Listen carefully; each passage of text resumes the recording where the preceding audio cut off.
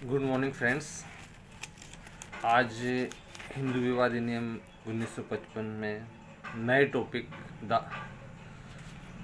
आपत्तियों की अभिरक्षा मतलब संतानों की कस्टडी धारा 26 पर हम बात करेंगे कि धारा 26 क्या प्रावधान करती है।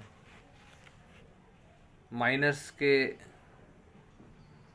की अभिरक्षा, उसकी संपत्ति से संबंधित क्या प्रावधान इस एक्ट में किए गए हैं। और यह एक्ट हिंदू विवाह अधिनियम 1955 की जो धारा 26 है वो परिपूर्ण नहीं है, इसलिए इसमें दो अन्य एक्ट को भी इसमें मैंने इंक्लूड किया है। इसमें हिंदू विवाह अधिनियम 1955, हिंदू अप्राप्तव्य एवं संरक्षक अधिनियम 1956 और संरक्षक एवं प्रतिपाल्य अधिनियम 1890, जिसे guardianship and ward act 1890, Hindu अप्राप्तव्य अधिनियम 1956 और हिंदू विवाह अधिनियम 1955।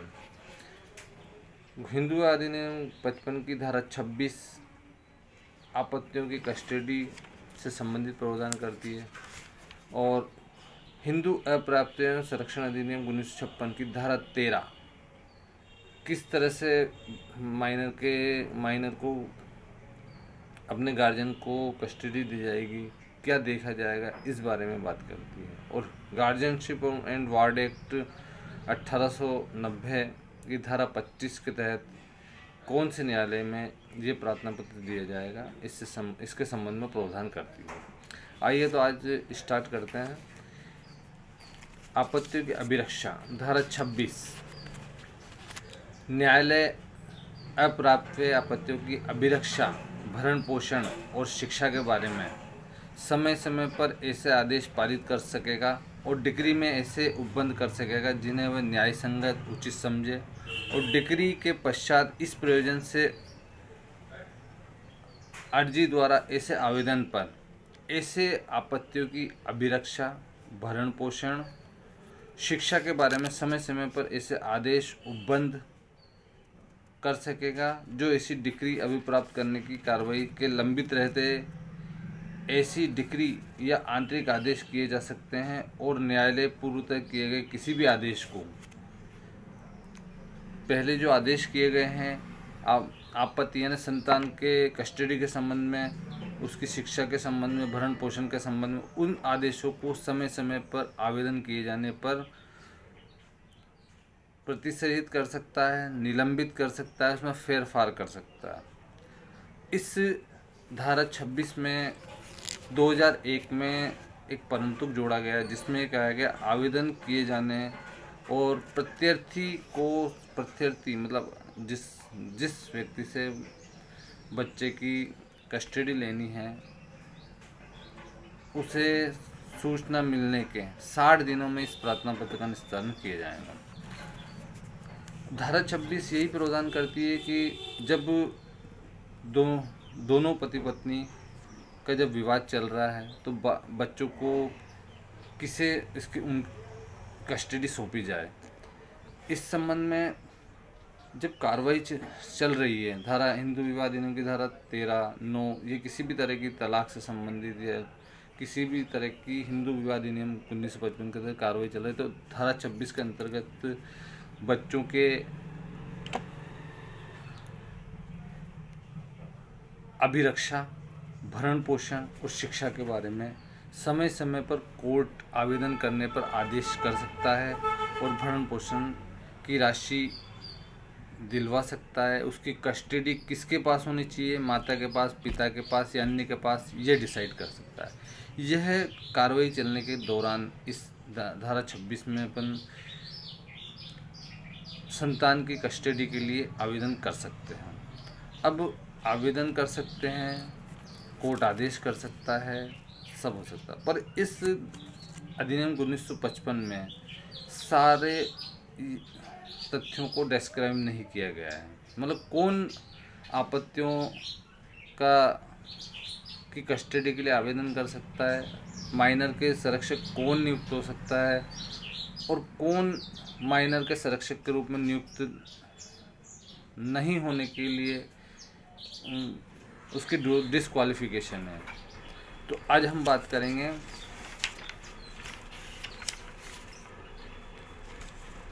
संरक्षक कौन हो सकता है। धारा 26 में तो पति पत्नी के विवाह की स्थिति में पति या पत्नी से संबंधित आवेदन किए जाते हैं। हाँ, वहाँ यदि कोई अदर संरक्षक भी आता है, अदर संरक्षक से मतलब जैसे दादा दादी आ गए और मित्र रिश्तेदार आए, तो भी उस प्रार्थना पत्र को सुना जाएगा और ये निर्धारित किया जाएगा कि भाई कस्टडी किसे दी जाए। ये धारा 26 में। अब संरक्षक कौन हो सकते हैं? संरक्षक फर्स्टली अभिभावक होते हैं, जिसमें माता पिता, और इसमें दत्तक माता पिता भी इंक्लूड है। दत्तक माता पिता को भी वही पावर दी गई है जो नेचुरल गार्जियन में माता पिता को दी गई है। रिश्तेदार, दूसरा रिश्तेदार मित्र, तीसरा जिला कलेक्टर, चौथा किसी वर्ग से संबंधित हित रखने वाला जिला कलेक्टर।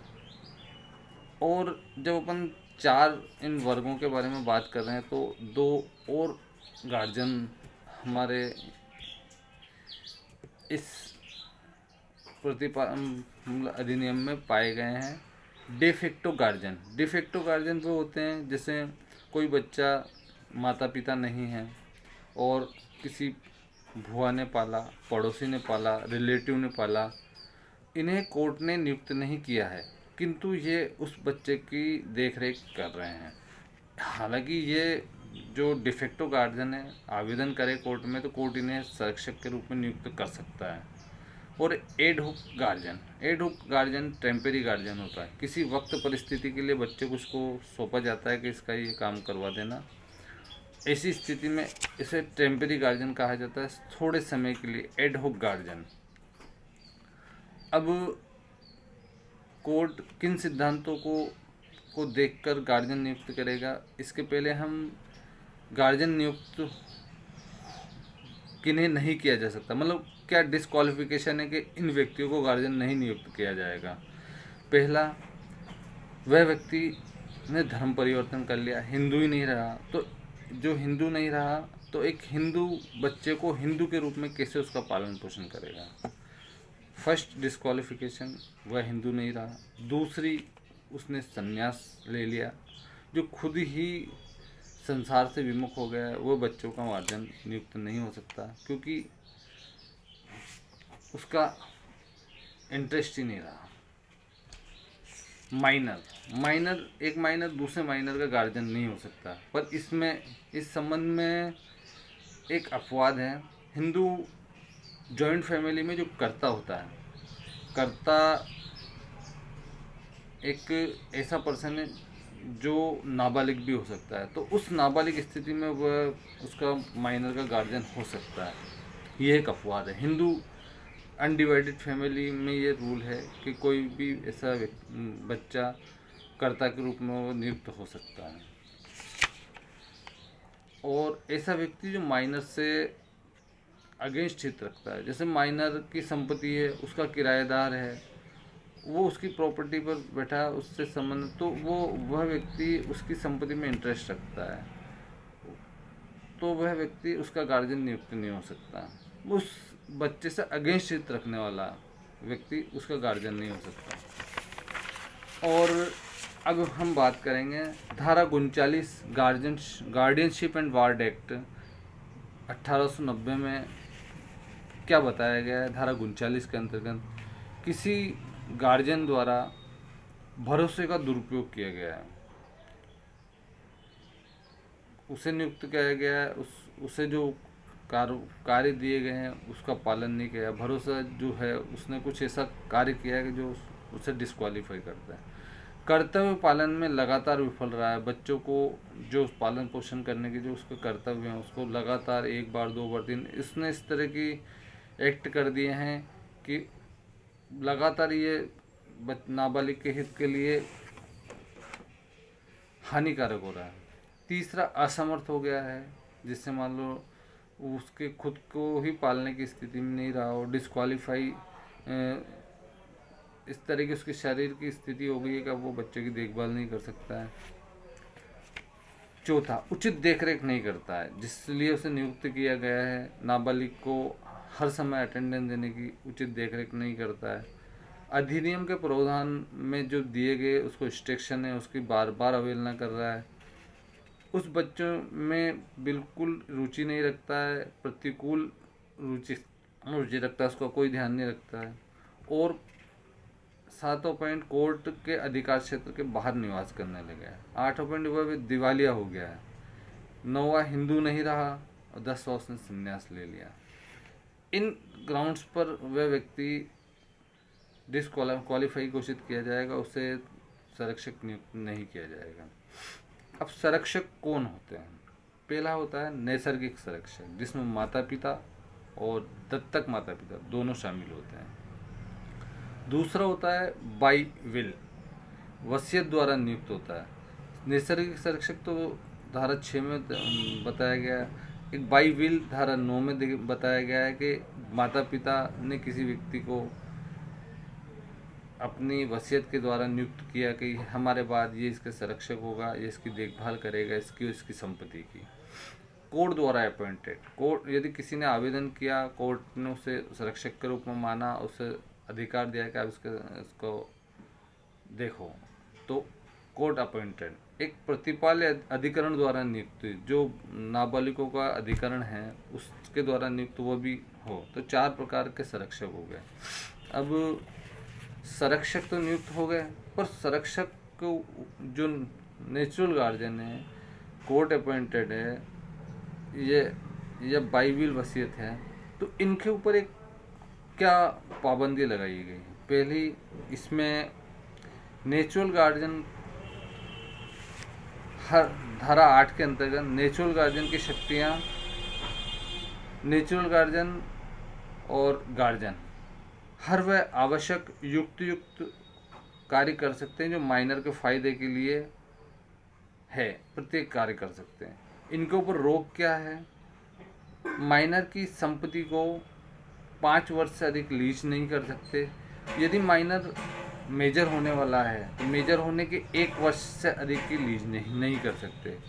और माइनर की संपत्ति को mortgage, charge, sell, gift, exchange नहीं कर सकते बिना कोर्ट की परमिशन के। कोर्ट की परमिशन लेकर ही ये लोग माइनर की संपत्ति को ट्रांसफ़र कर सकते हैं या उसको माइनर के हित के लिए उपयोग कर सकते हैं। यदि वे करते हैं विदाउट कोर्ट तो यह ट्रांसफ़र शून्य होगा। अब कोर्ट में जब आवेदन होगा तो कोर्ट क्या देखेगा कस्टडी के लिए? पहले देखेगा वेलफेयर ऑफ द चाइल्ड। सबसे बड़ा महत्वपूर्ण पॉइंट है कि कोर्ट यही देखेगा कि कोई बच्चा किसके पास है या किसके पास उसे रहना चाहिए जिसमें उसका सबसे अच्छा हित, पैरामाउंट पैरामीटर, मतलब बच्चे के हित सबसे अच्छा किसके पास होगा। दूसरा, कंडक्ट ऑफ पेरेंट्स, जो आवेदन कर रहे हैं उनका क्या आचरण है, पेरेंट्स का क्या आचरण है। पेरेंट्स आपस में लड़ते रहते हैं और इस बीच दादा दादी भी आए तो वह कहते हैं कि साहब जिन दोनों की तो स्थिति ऐसी है कि इन दोनों की वजह से बच्चे के माइंड पर गलत असर पड़ रहा है। ये इन दोनों की लड़ाई में बेचारे बच्चे चिड़चिड़े हो गए हैं, उनकी देखभाल नहीं हो पा रही है। तो नेचुरल गार्जियन को भी हटाकर दूसरे आवेदन करने वाले गार्जियन को कोर्ट नियुक्त कर सकती है।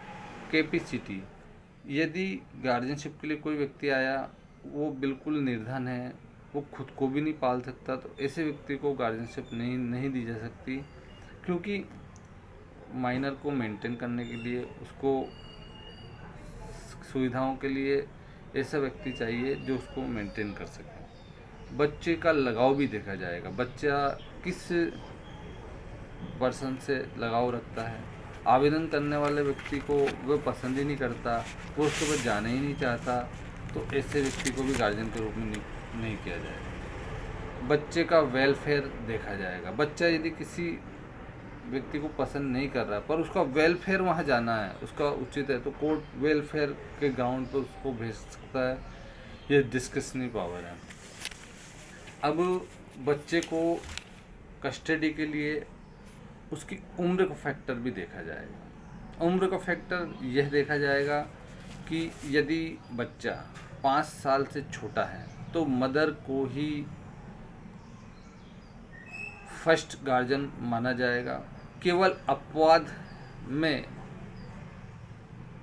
अपवादिक परिस्थितियों में कि भाई इस मदर की कस्टडी में रहने से बच्चे का वेलफेयर नहीं हो पा रहा है, तब ही पिता को इसका गार्जियनशिप दी जाएगी 5 वर्ष से बच्चे, अपवाद स्वरूप। अन्यथा मदर ही 5 साल या 5 साल से छोटे बच्चे का गार्जियन होगा। यदि लड़का है 15 से 16 साल का हो रहा है तो फादर उसका नेचुरल गार्जियन होगा। गर्ल है 15-16 साल की तो मदर उसकी नेचुरल गार्जियन के रूप में नियुक्ति की जाएगी। यदि चाइल्ड इलिजिटिमेट है तो मदर ही फर्स्ट गार्जियन होगी, उसके बाद ही फादर को गार्जियनशिप दी जा सकती है यदि मदर गार्जियनशिप नहीं लेती है। मैरिज एंड गर्ल यदि मैरिज्ड है तो वो उसका पति ही उसका नेचुरल गार्जियन होगा। एक बात और है, किसी भी को भी गार्जियनशिप दी जा सकती है जो आवेदन करता है, पर कोर्ट बच्चे का वेलफेयर देखेगी। ये सबसे बड़ा पैरामीटर है। बच्चे की मर्जी भी देखेगी कि भाई उसके किससे लगाव है, क्या उस व्यक्ति के पास जिसको वो दे रहे हैं जो बच्चा उसके ऊपर प्रेम से जाना चाह रहा है, नहीं जाना चाह रहा है, ये भी कोर्ट देखेगी। अब ये डिस्कशन करने के बाद कुछ केस लॉ हैं, इस पर भी अपन बात करते हैं कि बच्चे की कस्टडी के संबंध में कोर्ट ने किस तरह के फाइंडिंग दी है। एक पहला केस है गीता हरिहरन बनाम RBI 1999 में, जो नेचुरल गार्जियन है, पिता के बाद शब्द उसमें उपयोग किए गए। तो पिता के बाद शब्द का अर्थ यह नहीं लगाया जाएगा कि पिता की मृत्यु हो चुकी है। पिता यदि गार्जियनशिप लेने नहीं आया तो माता को गार्जियन माना जाएगा और माता गार्डियन होगी। इसमें सौतेले माता पिता को प्राकृतिक संरक्षक के रूप में नहीं माना गया। सौतेले माता पिता को फर्स्ट प्रायोरिटी नहीं दी जाएगी। सौतेले माता पिता को गार्जियनशिप नहीं दी जाएगी प्रारंभिक तौर पर। कोर्ट यदि सौतेले माता पिता को भी उनकी कस्टडी में अगर बच्चे का वेलफेयर है तो कोर्ट के डिस्कशनरी पावर है, पर सौतेले माता पिता को इसमें राइट्स नहीं दिए गए। एक जीजाबाई बनाम पठान खान है, 1971 का केस है। मदर सेपरेट रह रही है, अकेली रह रही है और अपने लड़की का पालना कर रही है। तो पिता इस ग्राउंड पर कि यह अकेली रहती है और ये इसका ध्यान नहीं रखती, इस ग्राउंड पर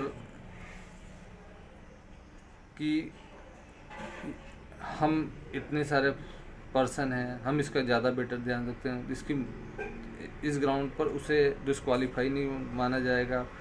मदर यदि उसकी उचित देखभाल कर रही है, उसकी संरक्षण कर रही है, तो कोर्ट मात्र यह देखेगा कि अप्राप्त व्यय का कल्याण सर्वोपरि हो। पैरामाउंट पैरामीटर्स को माइनर का कल्याण सबसे फर्स्ट देखा जाएगा। नारायण बनाम संपूर्णानंद में पिता अपनी जिम्मेदारी का पालन नहीं कर रहा है तो माता को गार्डियन होने का अधिकार है। और विधवा महिला द्वारा यदि पुनर्विवाह कर लिया जाता है तो उसकी बच्चे को गार्जियनशिप बनने के संबंध में कोई डिस्क्वालिफिकेशन नहीं आएगी कि उसने दूसरा विवाह कर लिया।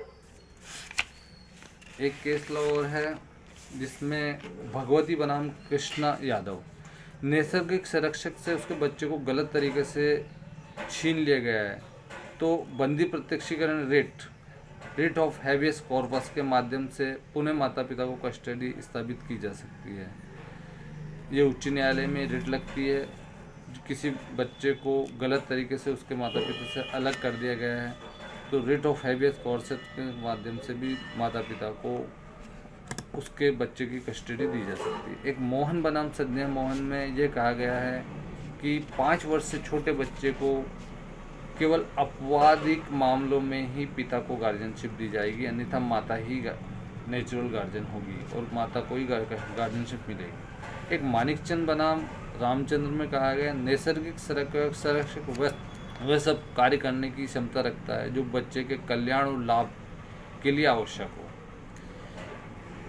अब बच्चे की संपत्ति के संबंध में भी कोर्ट ने निर्णय दिया है कि चंद्रावती बनाम थकमंत में 2009 का केस है सुप्रीम कोर्ट का, माता द्वारा अवयस्क की संपत्ति का हित का आंतरण किया गया, माता द्वारा बच्चे की संपत्ति को बेचा गया है। तो इस तरह का आंतरण को शून्य घोषित किया गया है। क्यों? माता को एक तो फर्स्ट गार्जियन क्या होता है? पिता होता है। सेकंड, पिता के बाद माता को गार्जियन माना जाता है, पर माता ने उस बच्चे की संपत्ति को व्ययन कर दिया, तो कोर्ट, और व्ययन भी without permission of the court किया, तो उसे वॉइड इशू माना गया, मतलब ट्रांसफ़र को शून्य माना गया। और बिना परमिशन की किसी अप्राप्त व्यय की संपत्ति को बेचा जाता है तो वह शून्य माना जाता है। चाहे माता पिता भी हैं तो भी किसी माइनर की संपत्ति को विदाउट परमिशन ऑफ कोर्ट बेचते हैं तो ऐसा ट्रांसफ़र शून्य होगा। अब इसमें जो 2 गार्जियन और बताए थे हमने, डिफेक्टो गार्जियन जैसे बुआ, पड़ोसी, रिलेटिव, और एडहुक गार्जियन। अब इस अधिनियम को कंसोलिडेट कर देने के बाद, इस बनने के बाद, इन दोनों गार्जियन को संपत्ति ट्रांसफ़र का अधिकार शून्य कर दिया गया। ये लोग माइनर की संपत्ति को नहीं बेच सकते। एक बना मोहनी बनाम वीरेंद्र कुमार 1997 का केस है। वेलफेयर ऑफ माइनर का भला फर्स्ट पैरामाउंट होगा। पेरेंट्स का राइट्स इस मामले में सेकंड बात देखा जाएगी कि माता गार्जियन हो सकती है, पिता हो सकता है, अन्य व्यक्ति हो सकता है, ये सेकंड बात है। फर्स्ट माइनर का वेलफेयर ही पैरामीटर रखा जाएगा। एक सुमेघा बनाम नागपाल स्टेट ऑफ दिल्ली, इसमें कहा गया बच्चे के वेलफेयर को देखकर ही कस्टडी दी जाएगी। ऐसा कोई फिक्स नियम नहीं कि माता को दी जाएगी, पिता को दी जाएगी या अन्य को दी जाएगी। बच्चे का कल्याण सर्वोपरि होगा। कोर्ट की यह डिस्कशनरी पावर है कि बच्चे का कल्याण ही सर्वोपरि होगा, पर फिर भी कुछ सिद्धांत दिए हैं जो मैंने इसमें बताए हैं। तो आपको इस वीडियो में नाबालिगों के संरक्षण के संबंध में जो मैंने जानकारी दी अच्छी लगे तो लाइक एंड शेयर करें, और ज्ञानवर्धन हुआ हो तो कमेंट भी करें। Good morning.